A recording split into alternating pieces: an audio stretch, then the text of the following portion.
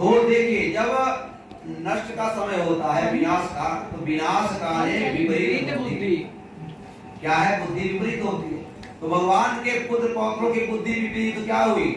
संतों की परीक्षा के लिए मन में आ गया। एक शाम है बेटा, तो बेटा के पेट में बांधे बढ़िया वस्त्र मोटा, और कहते परीक्षा के लिए गए, कहते हे विश्वामित्र, हे बताइए इसकी कन्या होगी।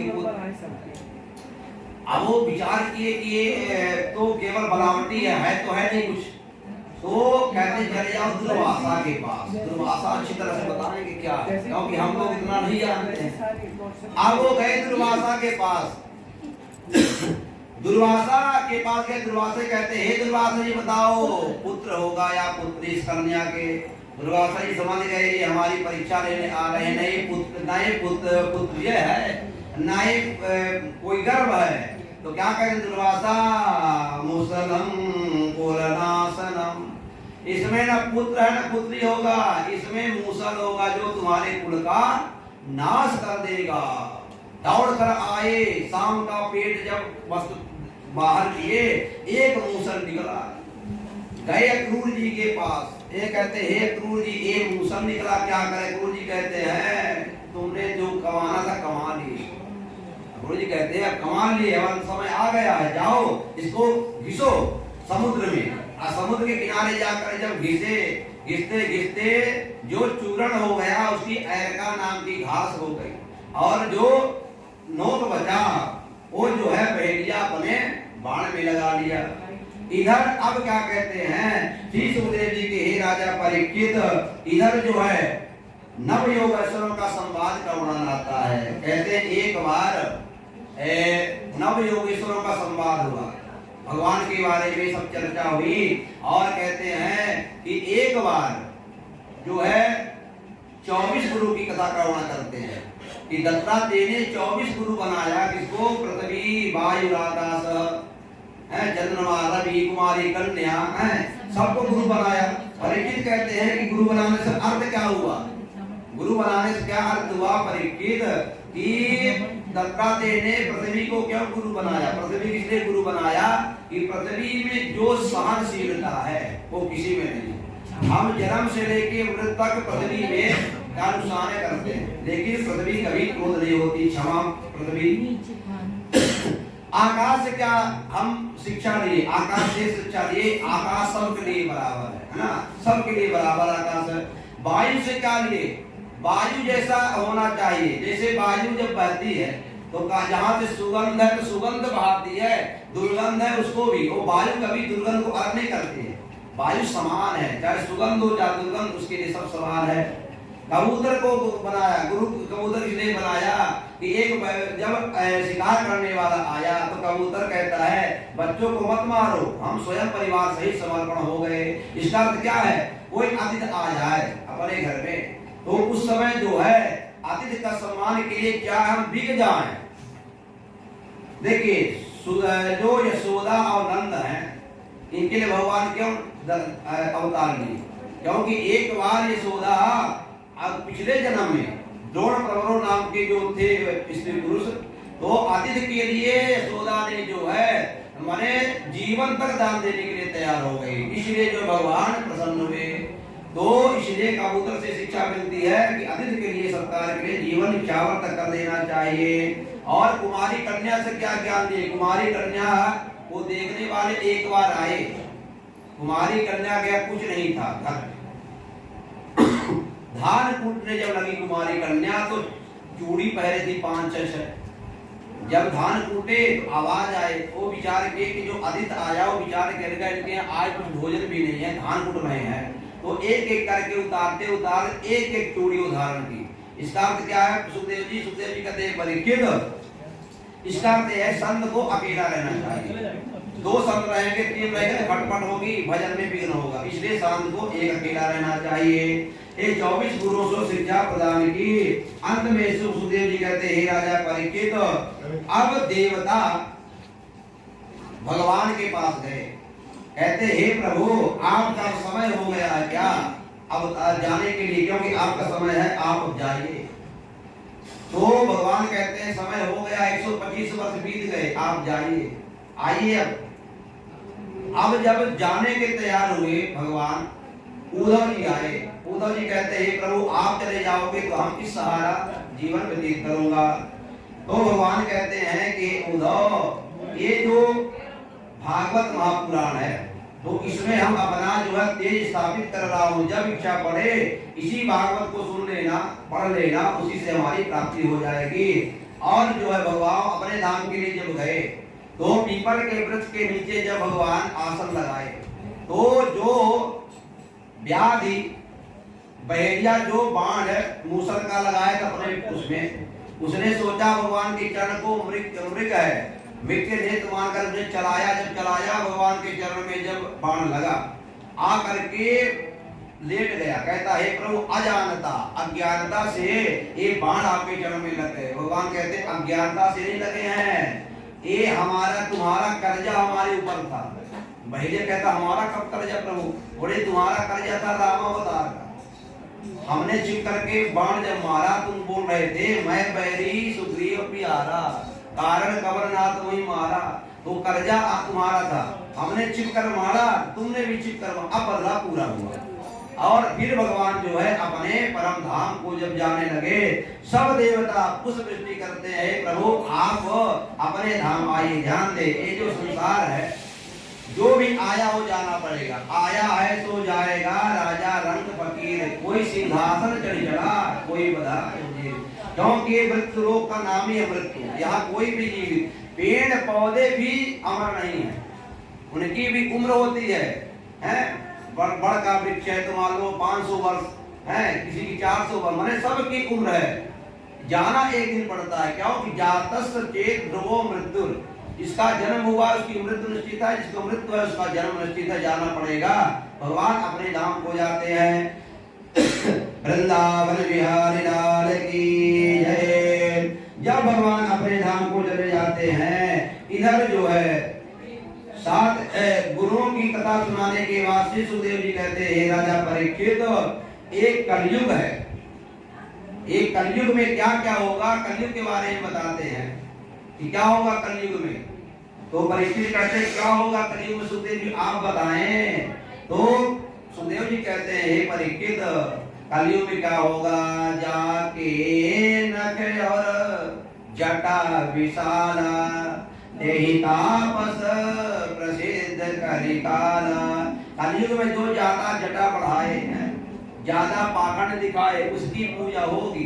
क्योंकि जब दक्ष के पुत्रों से नारद जी ने प्रश्न पूछा था ना 6वें स्कंध में कि हे दक्ष पुत्रों बताओ कलयुग में फूल डूब जाएगा और पत्थर तैरेगा, इसका अर्थ क्या है? नारद जी पूछा दक्ष के पुत्रों से, 4 प्रश्न पूछा कि ये फूल जो है डूब जाएगा, पत्थर तैरेगा, इसका अर्थ क्या है? दक्ष के पुत्र कहते हैं हे नारद जी कलयुग में क्या होगा, धर्म जो है क्या होगा, डूब जाएगा, धर्म रूपी पुष्प डूब जाएगा, अधर्म रूपी पत्थर तैरेगा कलयुग में। दूसरा प्रश्न कहते हैं हे दक्ष पुत्रों बताओ कि कलयुग में बछड़ी का दूध गाय पिएगी, इसका अर्थ बताओ, बछड़ी का दूध गाय पिएगी। तो दक्ष के पुत्र कहते हैं नारद जी कलयुग में माता पिता अपने कन्या की कमाई को पहले खाएंगे, पहले पढ़ाई लिखाएंगे, जब कन्या नौकरी कर लेगी 2-4 साल जवानी करेंगे, उसी का पेमेंट जो आएगा ये कलयुग में होगा। अप्रत्यक्ष भी कुछ माने 2-4%। तो एक कलयुग में होगा, क्योंकि जो भगवान तुलसी बाबा लिखते हैं सुखदेव जी तो गलत थोड़ी लिखते हैं, ये तो प्रत्यक्ष है, वो तो सब देख रहे हैं कलयुग में क्या होगा। तीसरा बताओ, तीसरा कहते हैं नारद जी बताओ दक्ष पुत्रों कि कलयुग में एक कुआं, बहुत अच्छा प्रश्न है, एक कुआं 4 कुआं को भर देगा, एक कुआं 4 कुआं को भर देगा, 4 कुआं मिल करके एक कुआं को नहीं भर सकते, इसका अर्थ बताओ। दक्ष के पुत्र कहते हैं नारद जी कलयुग में एक पिता 4 पुत्रों को जन्म से लेकर विवाह तक लालन पालन पोषण पढ़न सब कर देंगे, और जब 4 पुत्र सब नौकरी कर लेंगे फिर भी एक माता पिता की पूर्ति कलयुग में नहीं कर सकते। एक कुआं 4 को भर दिया, भरने कर दिया, ये पालन पोषण कर दिया, और 4 पुत्र मिलकर के और एक माता पिता की पूर्ति नहीं करते कलयुग में। चौथा प्रश्न कहते हैं नारद जी बताओ ऐसी कौन सी गुफा है जिसमें जाने के बाद जीव वापस नहीं आता है। दक्ष के पुत्र कहते हैं नारद जी यद गत्वा न निवर्तन्ते तद्धामम परमम मम, भगवान के चरण रूपी गुफा ऐसी है जिसका मन भगवान के प्रति लग गया वो दोबारा फिर संसार में नहीं आता है। ये सब कलयुग में होगा। कलयुग में क्या होगा कि ससुराल पियार जग लगी जब ते रिप रूप कुटुंब भये तब ते। कलयुग में जब विवाह हो जाएगा तो ससुराल पियार लगी, घर से प्रेम खत्म, ससुराल पियार लगी जब से तब से रिप रूप अपना जो माता पिता बहन भाई है वो कैसे रिप माने सत्य दिखेंगे कलयुग में होगा। और कलयुग में क्या होगा सुखदेव जी कहते हैं परिचय कलयुग में क्या होगा। कलयुग में आदमी जो है बहुत बौने हो जाएंगे, इतने छोटे कलयुग में लोग हो जाएंगे इस चना के पेड़ में चढ़ने लगेंगे। जब ये तो कलयुग नहीं, ये तो एक अभी देखिए कलयुग की आयु 4,32,000 है। 4,32,000 में भी 6,000 के लगभग बीता है। अब लगाइए कितना परसेंट। अभी तो राय के बराबर कलयुग नहीं है, तब एक गति है। एक घोर कलयुग की बात लिखे हैं। घोर कलयुग आएगा तो मनुष्य इतने बड़े हो जाएंगे कि चना के पेड़ में चढ़ जाए। और क्या होगा अंत में कलयुग जब आ जाएगा परीक्षित तो क्या होगा ये अधर्म फैलेगा, चारों तरफ अधर्म हो जाएगा। तब फिर भगवान जो है अवतार लेके कलकी अवतार लेकर के भगवान पुनः जो है धर्म की स्थापना करेंगे। अब कहते हैं इस आश्रम के बारे में बताते हैं सुखदेव जी कि हे परीक्षित 4 आश्रम होते हैं ब्रह्मचर्य गृहस्थ वानप्रस्थ संन्यास। ये 4 आश्रम का एक नियम है क्या। शैशवे व्यस्त विद्या नाम रघुवंश महाकाव्य में कालिदास लिखते हैं रघुवंश महाकाव्य में कि रघुवंश में कालिदास लिखते हैं कि ये जो जीवन है इसका क्या 4 उम्र होती है। तो पहले उम्र में क्या करना चाहिए शैशवे व्यस्त विद्या नाम, पहले अवस्था में विद्या पढ़ना चाहिए। दूसरे अवस्था में विषयों माने द्वितीय में क्या है विवाह करें, धन संपत्ति कमाए, विषयों का भोग करें। तीसरे में मुनि बन जाए और चतुर्थ में योग के द्वारा प्राण छोड़ सकते हैं। शैशवे व्यस्त विद्या नाम यौवने विशेषणा वार्धके मुनि वृत्ति नाम योगे नान्ते तदुत्तयाम। क्यों कि जो इस तरह जीवन व्यतीत करता है अंत में योग के द्वारा प्राण छोड़ सकता है, लेकिन करे नियम के अनुसार। अब हम लोग उल्टा करते हैं, जैसे ना प्रथम अवस्था में विद्या नहीं पढ़ेंगे और फिर दूसरे में कहेंगे धन नहीं आता है। धन कहाँ से आए भाई, पहला अवस्था पढ़ने की। ये सब विधिवत सुखदेव जी परिचित कहते हैं 4 अवस्था होती है। ये जो संसार है ये नश्वर है, ये मानना हमेशा चाहिए। क्यों मानना चाहिए कि ये जो संसार है नश्वर है, ये मानना चाहिए। क्या 2 बातों को हम आपको नहीं भूलना चाहिए। 2 बात हम लोग भूल जाते हैं। क्या नहीं भूलना चाहिए, वही बातन को भूल मत जो चाहत कल्याण। कौन कौन बात, एक नारायण और दूसर मौत। नारायण को कभी न भूलो, भगवान है, थे, है और रहेंगे। और मौत जो है पहले थी, है और रहेगी। यदि मौत को हम ना भूले तो कभी भी अधर्म हम नहीं करेंगे। ये अधर्म क्यों करते हैं, जो हम मौत को भूल जाते हैं, भगवान को कहते भगवान नहीं है ना हम मरेंगे, तब ना आदमी गलत करता है।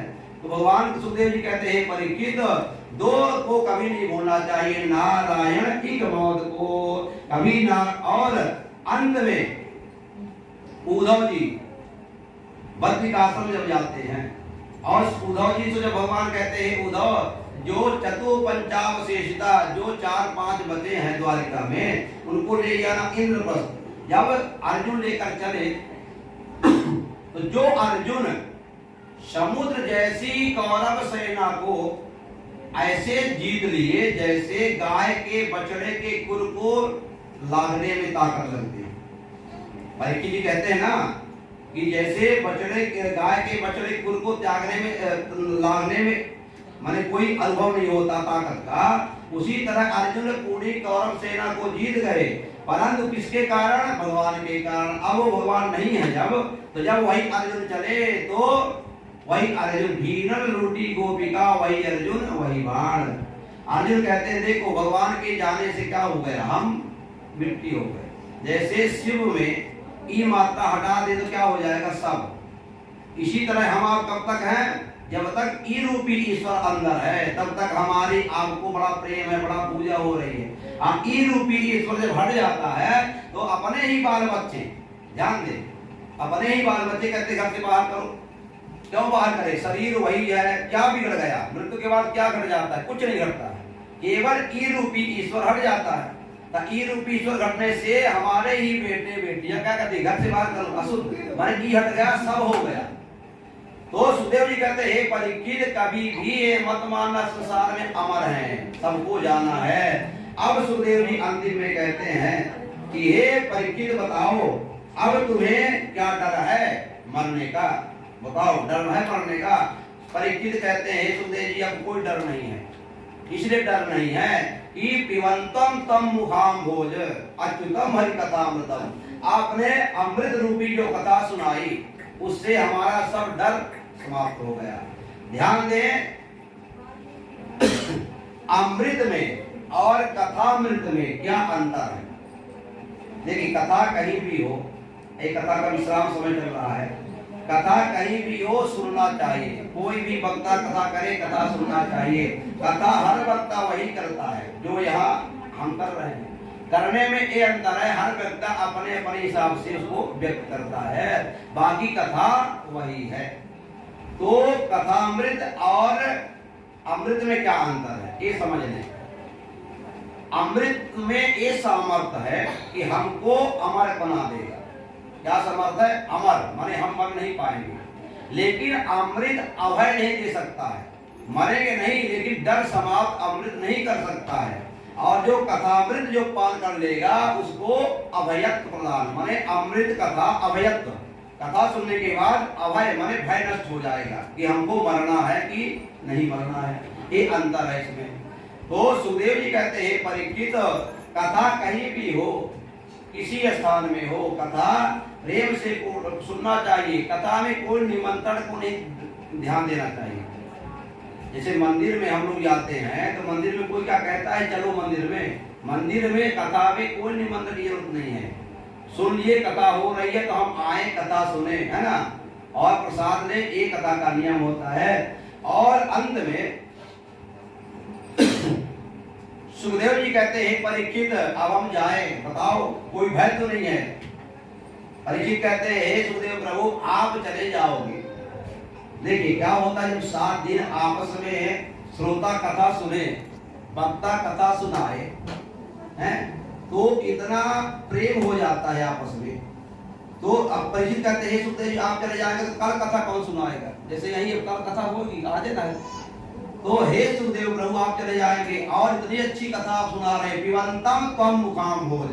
हे सुखदेव जी ये कथा तो भगवान की है, लेकिन आपके मुख से ये कथा अमृत इतना प्यारी लग रही थी कि हम 7 दिन ना कुछ खाए ना पिए, कुछ नहीं, बिल्कुल व्रत है परीक्षित जी 7 दिन से। अब बताओ, परीक्षित कहते कोई डर नहीं है प्रभु। तो कहते सुखदेव कि अब हम चलें। तो परीक्षित जी जो है सुखदेव जी का पूजन करते हैं। हम सब सुखदेव जी को हाथ जोड़ के प्रणाम कर लें, क्यों सुखदेव जी जा रहे हैं। हरे की कथा सुनाने वाले, हरे की सभी बोले ले प्रभु की कथा बताने वाले, प्रभु की सभी बोले वाले